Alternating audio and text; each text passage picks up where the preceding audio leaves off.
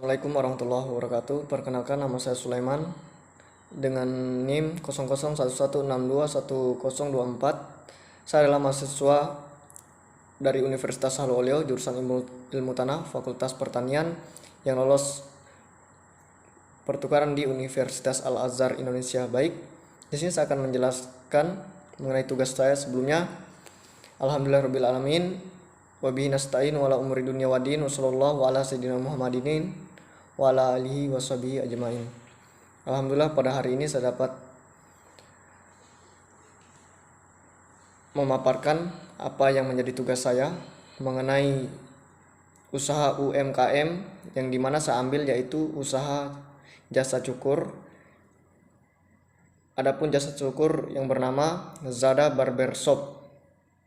Baik, untuk mengefisienkan waktu, langsung saja saya akan menjelaskan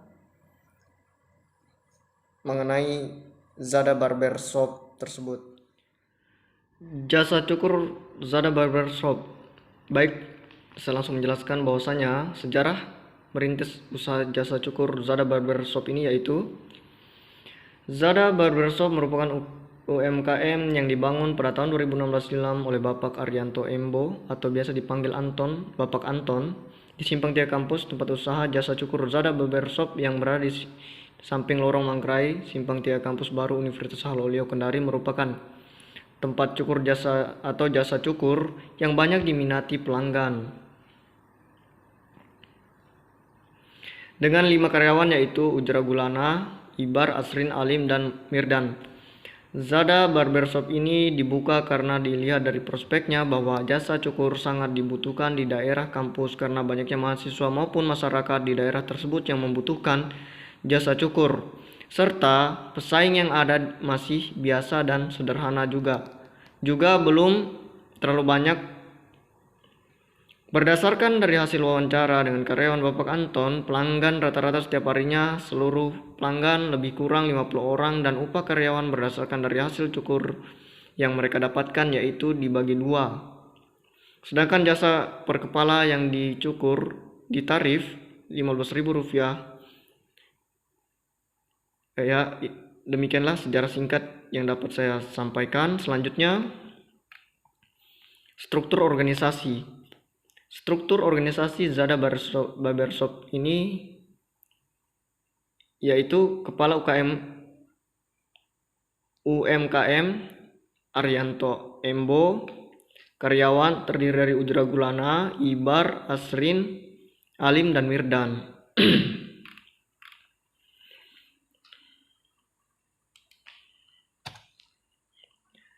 Selanjutnya kita melangkah pada analisis SWOT Zada Barber Shop.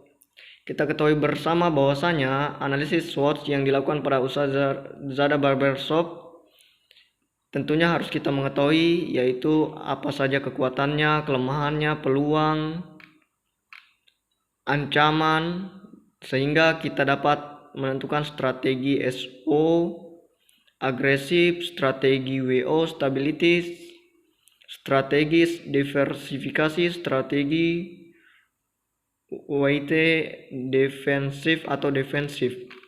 Baik, yang pertama kita akan membahas mengenai kekuatan. Kekuatan, strength internal Zada Barber Shop sendiri itu ada 1, yaitu pelayanan diutamakan, ramah, sopan, dan santun. 2, menyukur rapi dan cepat. 3, fasilitas cukup lengkap, ada kipas angin dan sebagainya. 4, tenaga kerja memiliki skill mencukur yang handal. Kemudian kelemahannya itu masih belum ada layanan pijatan selesai mencukur, ruang tunggu masih sederhana tempat cukurnya. Poin yang ketiga, kita melihat peluangnya atau opportunity eksternal dari Zada Barber Shop, yaitu belum banyak pesaing yang profesional di sekitarnya. Jasa cukur sangat dibutuhkan, pesaing masih biasa dalam teknik pencukuran. Yang keempat, banyak pelanggan baru dari mahasiswa baru. Selanjutnya kita lihat ancaman di sini. Ancamannya yaitu pesaing yang ada meningkatkan kualitas kinerjanya. Pesaing kemungkinan besar melihat kelemahan dan menjadikan peluang bagi mereka. Pengusaha jasa cukur terus bertambah menjadi pesaing baru. Ketika kita sudah mengetahui kekuatan, kelemahan, peluang, dan ancaman, maka kita akan membahas strategi. Di sini pertama, strategi SO agresif. Dari kekuatan internal dan peluang eksternal yang ada dapat dilihat bahwa usaha jasa barbershop di Kota Kendari memiliki prospek yang sangat baik ke depan dan mungkin cepat berkembang dan menjanjikan keuntungan yang besar. Kemudian strategi WO stabilitas. Dilihat dari peluang eksternal dan kelemahan internal bahwa usaha Zada Barbershop dapat memperkecil kelemahan karena pesaing yang belum banyak dan juga kebutuhan jasa sangat dibutuhkan, maka kelemahan yang ada perlahan harus dibenahi.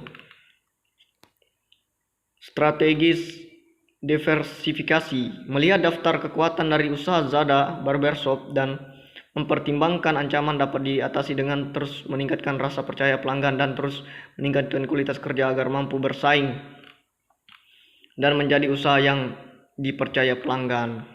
Selanjutnya kita akan menentukan strategi wide atau defensif. Kekuatan dari Zada Barbershop tentunya dapat menghindari ancaman atau dapat bersaing terhadap ancaman yang ada. Serta dengan kekuatan yang ada, tentunya Zada Barbershop dapat meminimalkan kelemahan dan mengembangkan potensi usaha yang ada. Serta dengan kekuatan yang ada juga menghindari ancaman dengan cara meningkatkan kinerja, kualitas semua kekuatan yang ada dikerahkan. Ya, selanjutnya kita akan melangkah pada poin D, kuesioner Zada Barbershop. Baik, di sini saya telah membuat kuesioner di mana saya memiliki 6 poin, yaitu yang pertama ruang tunggu nyaman. Sebelumnya poin-poin tersebut merupakan hal-hal yang diinginkan pelanggan ya, tentunya. Yang pertama ruang tunggu yang nyaman, model mencukur banyak, pelayanan ramah dan sopan, fasilitas memadai yang nyaman, kecepatan dan kerapian mencukur, 6. Pijatan yang nyaman. Dalam kuesioner ini saya menyebar pada pelanggan. Alhamdulillah saya mendapatkan pelanggan atau orang di sekitar kampus yang memerlukan jasa cukur itu sebanyak 38 orang. Dan di sini saya pertanyakan, dari 6 poin di bawah ini, pelayanan apa yang paling penting yang harus diutamakan menurut Anda? Ya.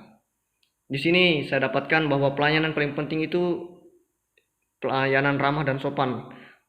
17 orang yang memilih. Kemudian yang kedua itu ruang tunggu yang nyaman, 13 orang.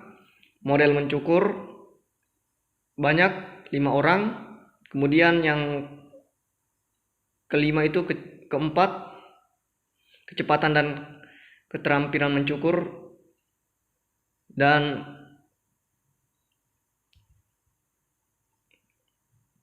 poin yang tertinggi kelima berada pada fasilitas memadai dan nyaman. Dan yang terakhir pijatan yang nyaman. Dari kuesioner ini saudara sekalian kita akan gunakan untuk membuat House of Quality Zada Barbershop. Baik. Adapun House of Quality Zada Barbershop di sini yaitu dapat diperhatikan ya saudara-saudara sekalian ini. Yang paling utama dalam menentukan House of Quality yaitu kita menentukan hal apa sih yang diinginkan pelanggan. Nah, di sini saya membuat 6 poin tadi dari kuesioner. Dari hasil kuesioner tersebut, hal yang paling diinginkan pelanggan yaitu pelayanan ramah dan sopan. Kemudian ruang tunggu nyaman. Yang ketiga model mencukur banyak. Yang 4 kecepatan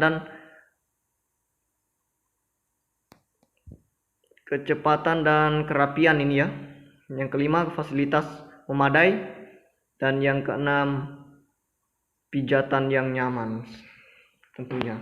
Semakin rendah poinnya atau importannya maka semakin tinggi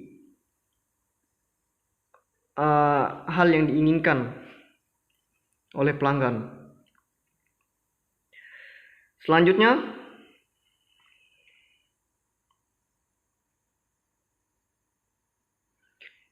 di sini kita menentukan ya poin-poinnya tadi dari kuesioner tersebut. Nah, sudah saya jelaskan di sini, sudah ditentukan dari 1 yang paling tinggi, 2, 3, 4, 5 dan 6. Selanjutnya kita akan menentukan apa saja yang dapat kita lakukan. Di sini pertama karyawan yang ramah, kemudian banyak modal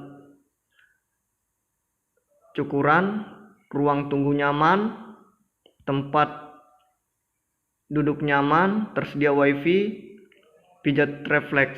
Nah, setelah kita menentukan poin ini, maka kita melangkah pada mencocokkan apa yang diinginkan pelanggan dan apa yang bisa dilakukan oleh pemilik toko. Saya kasih contoh dari poin pertama, kecepatan dan kerapian. Kita cocokkan dengan keramahan karyawan. Di sini tidak cocok ya, maka kita tidak isi. Tapi sebelumnya tadi saya lupa jelaskan bahwasanya ini dia tiga kategori yang akan kita gunakan. Yang pertama, lingkaran dengan titik tengah bernilai 9, lingkaran dengan tanpa titik bernilai 3, dan segitiga bernilai 1. Selanjutnya kita cocokkan, saudara sekalian. Saya beri contoh satu ya. Di sini kecepatan dan keterampilan. Kita cocokkan dengan hal yang bisa dilakukan oleh pemilik usaha, itu karyawan yang ramah. Di sini tidak ada kecocokan, maka tidak isi. Selanjutnya banyak model cukuran. Nah, di sini memiliki kecocokan yang sedang ya, adalah. Maka kita isi dengan lingkaran biasa. Kemudian ruang tunggu yang nyaman tidak cocok, maka tidak perlu diisi. Selanjutnya tempat duduk nyaman, dan kita cocokkan dengan kecepatan dan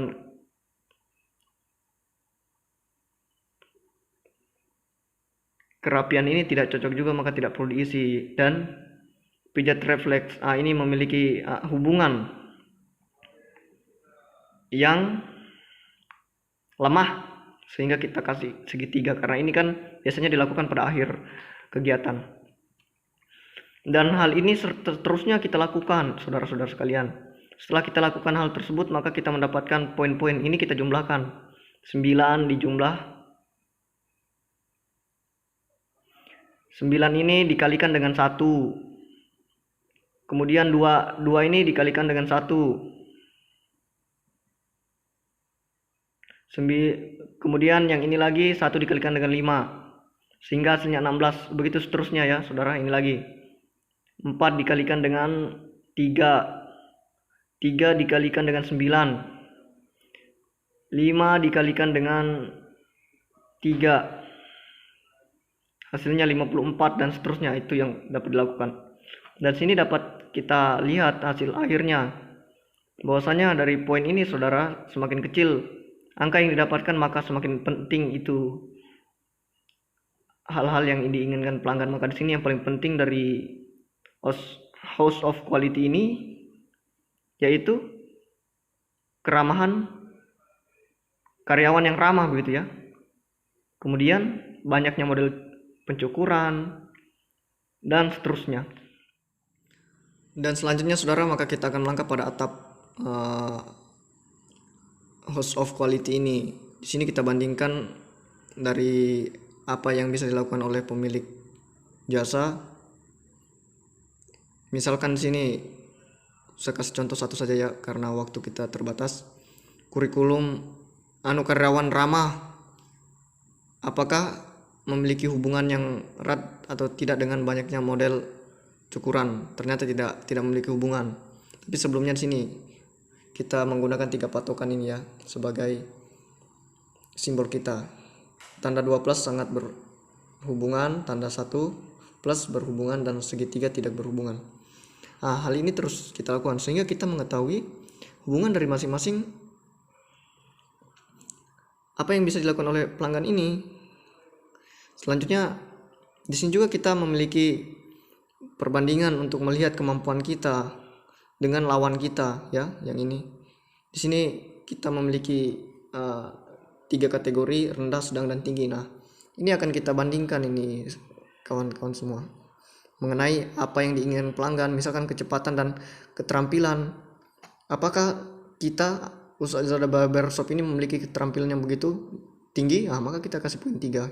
Dan lawan kita perhatikan kurang, ya kita kasih 2, 1, sehingga dengan adanya ini kita mengetahui kelemahan kita dan keunggulan kita, saudara. Di sini langsung saja ya. Kita mendapatkan poin 15 dari semua ini. Lawan kita itu 14 dengan 12. Artinya bahwasanya kita memiliki keunggulan lebih daripada mereka. Dan di sini juga kita dapat menentukan difficulty, tingkat kesulitan. Kita dapat menentukan tingkat kesulitan yang dapat kita lakukan dari ini, hal yang bisa dilakukan oleh pemilik jasa. Misalkan tingkat kesulitan itu kita kasih di sini 1 itu mudah ya, simbolnya 1 sampai 5, dan 5 itu sangat sulit. Maka kalau kita merasa ini mudah, maka kita kasih bisa 1, tapi kalau kita merasa agak kurang mudah maka kasih 2, dan begini seterusnya. Selanjutnya kita juga di sini dapat mengetahui target dari apa yang bisa dilakukan oleh pemilik jasa. Ya, misalkan saya kasih 1 contoh. Karyawan yang ramah. Kita punya target di sini 3S. Sapa, senyum, dan salam. Dan juga di sini banyak model cukuran. Di sini saya kasih contoh 10 begitu. Dengan ini kita memiliki target, maka house of quality ini sangat berfungsi ya untuk usaha, melihat potensi dari usaha kita. Di sini juga kita dapat menentukan kita punya grafik bagaimana antara usaha kita dan lawan usaha kita dengan 3 kategori di sini ya, 1 rendah, 2 sedang, 3 tinggi. Hal-hal apa dari target kita, misalkan apakah kita merasa bisa begitu, maka kita masukkan poin 3. Kalau sedang kita masukkan poin 2, kalau rendah kita kasih di poin 1. Ini yang bisa kita lakukan. Baik, inilah yang dapat saya sampaikan. Sekali lagi saya katakan bahwasanya of quality sangat penting dalam menentukan bagaimana keberlangsungan kita punya usaha, sehingga kita ketahui dari usaha kita, kelemahan dan kelebihannya. Terima kasih. Wassalamualaikum warahmatullahi wabarakatuh.